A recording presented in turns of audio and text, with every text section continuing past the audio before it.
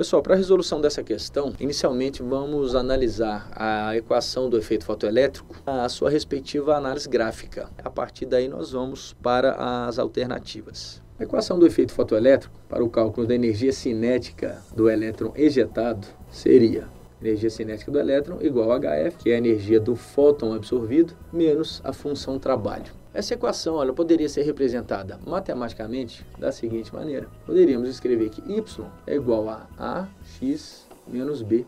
Vamos montar um gráfico da função do primeiro grau y igual a ax menos b. Teríamos o seguinte gráfico. Observe nesse caso que, sendo a função do primeiro grau, a gente teria uma reta. E essa reta ela é crescente, pois o coeficiente angular a é positivo. Porém, tal reta encontra-se tocando o eixo y, que seria o eixo das ordenadas, abaixo do ponto zero, pois o coeficiente linear b é negativo. Tal reta teria o seguinte aspecto.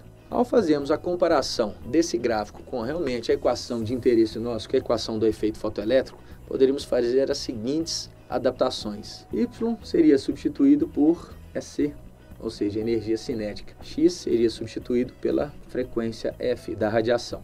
O ponto assinalado aqui no gráfico mostraria para a gente a frequência mínima necessária à radiação para que o fóton tivesse energia suficiente para ejetar o elétron. Portanto, abaixo dessa frequência, o elétron não seria ejetado. Assim, o gráfico não poderia ter uma linha contínua mostrando apenas uma projeção no eixo das ordenadas. Dessa forma, a gente normalmente representa por uma linha pontilhada. Já o ponto onde a reta toca o eixo das ordenadas, que seria, no caso, aqui o eixo da energia cinética, ela mostraria para a gente o coeficiente angular.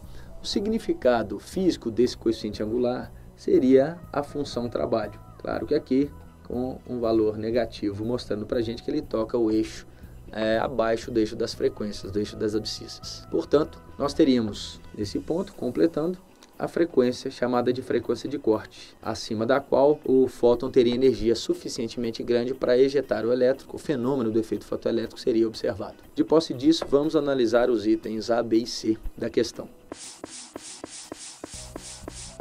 Na letra A, o exercício pede o valor da função trabalho em eletronvolts do metal 1. Nós vamos jogar isso aqui na equação do efeito fotoelétrico. Energia cinética é igual a HF menos a função trabalho do metal 1, vou representar por W1. Ao analisarmos o gráfico da figura, nós não teríamos necessariamente o valor exato da energia cinética do elétron ejetado. Mas em um ponto em particular, nós podemos ter esse valor, que seria nesse local aqui, onde a energia cinética do elétron seria igual a zero. Fazendo a energia cinética igual a zero, verificamos que a função trabalho do metal 1 é exatamente igual ao produto HF. Portanto, poderíamos calcular sua função trabalho dessa forma. De acordo com os dados do enunciado, a partir do gráfico, temos a constante de Planck é um valor dado em geral ou no próprio enunciado da questão ou numa tabela no início da prova. A constante de Planck ela tem um valor em eletronvolts segundo aproximadamente igual a 4 vezes 10 elevado a menos 15 eletronvolts segundo vezes agora a frequência da radiação. Como nós pegamos ali no gráfico um valor onde a energia cinética é igual a zero, a frequência deve ser de 1 vezes 10 elevado a 15. Efetuando-se o cálculo, teríamos como valor para a função trabalho do metal 1 igual a 4 eletronvolts. O item B pede o valor da frequência mínima em Hz para que ocorra emissão fotoelétrica a partir do metal 2. Essa frequência mínima para que ocorra emissão fotoelétrica é obtida neste ponto aqui no gráfico. Nesse caso, verifique-se que a partir dessa frequência a energia cinética também vale zero. Já na curva do metal 2, nós temos o valor da função trabalho dado, que seria necessário ao cálculo do item B. Partindo da equação do efeito fotoelétrico, energia cinética é igual a HF menos a função trabalho. Nesse caso, no metal 2. Considerando igual a zero a energia cinética, escreveremos a equação da seguinte forma: HF igual a função trabalho 2. Como o exercício pede a frequência mínima da radiação, poderíamos calcular como função trabalho do metal 2 dividido pela constante de Planck.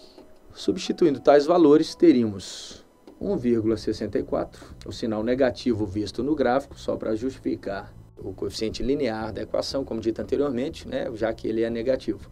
Mas aqui a gente pega o valor em módulo, que é de 1,64 eletronvolts, dividido pela constante de Planck. No caso, em elétron-volt vezes segundo, para termos uma compatibilidade de unidades, seria de 4 vezes 10 elevado a menos 15 elétron-volt segundo. Portanto, a frequência mínima necessária à ejeção do elétron para o metal 2 seria de aproximadamente 4,1 vezes 10 elevado a 14 Hz.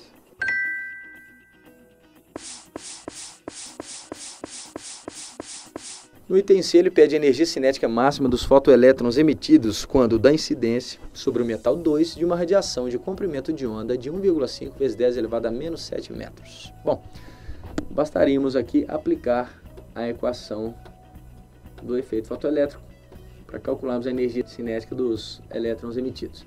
A energia cinética, nesse caso, seria igual a Hc sobre lambda, ao invés de HF, pois ele forneceu o comprimento de onda da radiação, menos a função trabalho do metal 2.